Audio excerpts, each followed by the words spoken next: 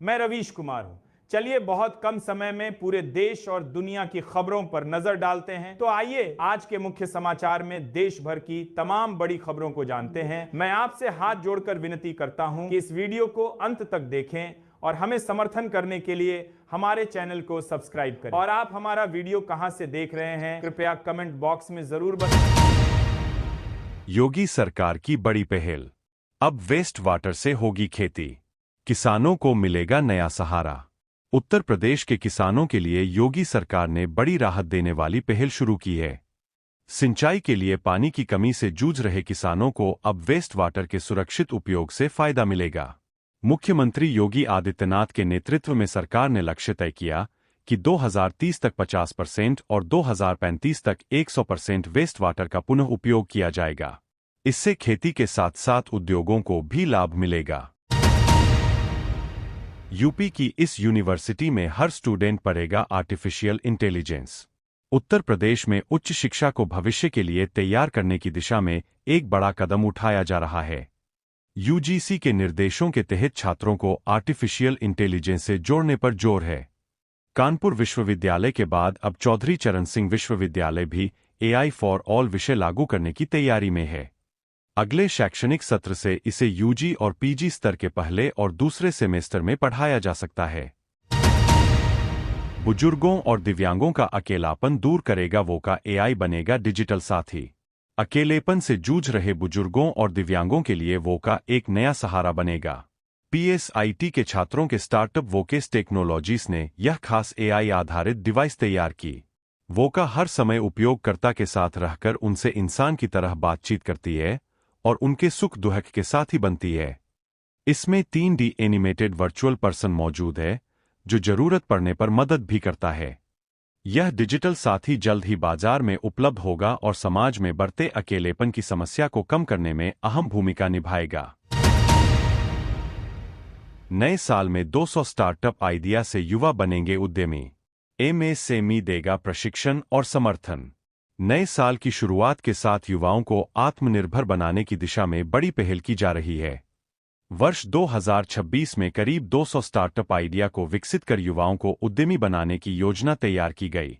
इस अभियान में सूक्ष्म लघु और मध्यम उद्यम मंत्रालय की अहम भूमिका होगी। MSME विभाग युवाओं को प्रशिक्षण, मार्गदर्शन और प्रचार के साथ सरकारी योजनाओं से जोड़ेगा। नए साल पर योगी सरकार की बड़ी सौगात, अब खुद पास करे अपने घर का नक्शा। नए साल पर योगी सरकार ने आम लोगों को बड़ी राहत दी है। अब घर या दुकान का नक्शा पास कराने के लिए विकास प्राधिकरण के दफ्तरों के चक्कर नहीं लगाने पड़ेंगे। नए सॉफ्टवेयर और फास्ट ट्रैक सिस्टम के जरिए भूखंड स्वामी ऑनलाइन आवेदन कर खुद ही अपना मानचित्र पास कर सकेंगे। चंद मिनटों में नक्शा स्वीकृत हो जाएगा। लखनऊ में LDA ने नए बिल्डिंग बाय लॉस के तहत फास्ट पास सिस्टम लागू कर दिया है। नए साल पर आगरा को राहत की सौगात, पानी, सीवर और बिजली बिल पर OTS लागू। नए साल की शुरुआत आगरा के लोगों के लिए बड़ी राहत लेकर आई। बिजली के बाद अब पानी और सीवर बिल पर भी एक मुफ्त समाधान योजना लागू कर दी गई। नगर निगम के जलकर विभाग ने गुरुवार से OTS की शुरुआत की है, जिसके तहत उपभोक्ताओं को बकाया राशि के ब्याज पर 100% की छूट मिलेगी। वहीं बिजली बिल में ब्याज माफी के साथ मूल राशि पर भी 25% तक की राहत दी जा रही है। तेल मिल लगाने पर योगी सरकार देगी लाखों की सब्सिडी। 9 जनवरी तक करें आवेदन। किसानों की आय बढ़ाने और गांव में कृषि आधारित उद्योग को बढ़ावा देने के लिए योगी सरकार ने बड़ी पहल की। सरकार तेल मिल की स्थापना पर लाखों रुपए की सब्सिडी देगी। इस योजना के तहत किसान उत्पादक संगठन यानी FPO और सहकारी समितियां आवेदन कर सकती है। इससे किसानों को अपनी उपज का बेहतर मूल्य मिलेगा और ग्रामीण स्तर पर रोजगार के नए अवसर पैदा होंगी। नए साल पर मरीजों को बड़ी राहत। लखनऊ में 24 घंटे फ्री होंगी जांच सुविधाएं। नए साल पर यूपी के मरीजों को बड़ी सौगात मिलने जा रही है। लखनऊ स्थित KGMU के ट्रॉमा सेंटर में भर्ती मरीजों को 24 घंटे मुफ्त जांच की सुविधा दी जाएगी। जनवरी के आखिरी सप्ताह से शुरुआती रेडियोलॉजी और पैथोलॉजी जांचें बिल्कुल फ्री होंगी। इस सुविधा की तैयारी के लिए KGMU प्रशासन ने 5 सदस्य कमेटी गठित की जो मरीजों की संख्या और खर्च का आकलन करेगी। मिलेगी। अखिलेश यादव ने सीएम योगी से मांगा नए साल का तोहफा। कांस्टेबल भर्ती में उम्र सीमा बढ़ाने की मांग। समाजवादी पार्टी के अध्यक्ष अखिलेश यादव ने कांस्टेबल भर्ती को लेकर योगी सरकार से बड़ा आग्रह किया। उन्होंने पुरुष उम्मीदवारों की आयु सीमा बढ़ाने की मांग करते हुए कहा कि सरकारी देरी और खामियों के कारण कई युवा ओवरेज हो गए हैं। अखिलेश यादव ने सोशल मीडिया प्लेटफॉर्म एक्स पर पोस्ट कर मुख्यमंत्री योगी आदित्यनाथ से यह अपील की है कि कांस्टेबल भर्ती में आयु सीमा में छूट देकर युवाओं को नए साल का तोहफा दिया जाए। 5 जनवरी को संत कबीर नगर में ड्राइवर्स के लिए जॉब फेयर। ऐसे करें आवेदन। संत कबीर नगर में संविदा चालकों की भर्ती के लिए 5 जनवरी को रोजगार मेला लगाया जाएगा। हिजा फेयर चकदही स्थित राजकीय ITI परिसर में आयोजित होगा, जहां बस्ती डिपो के लिए ड्राइवर्स का चयन किया जाएगा। भर्ती के लिए उम्मीदवार का न्यूनतम 8वीं पास होना, भारी वाहन चलाने का लाइसेंस और 2 साल का अनुभव जरूरी। यूपी नीट PG 2025 काउंसलिंग के तीसरे राउंड का कार्यक्रम जारी कर दिया गया।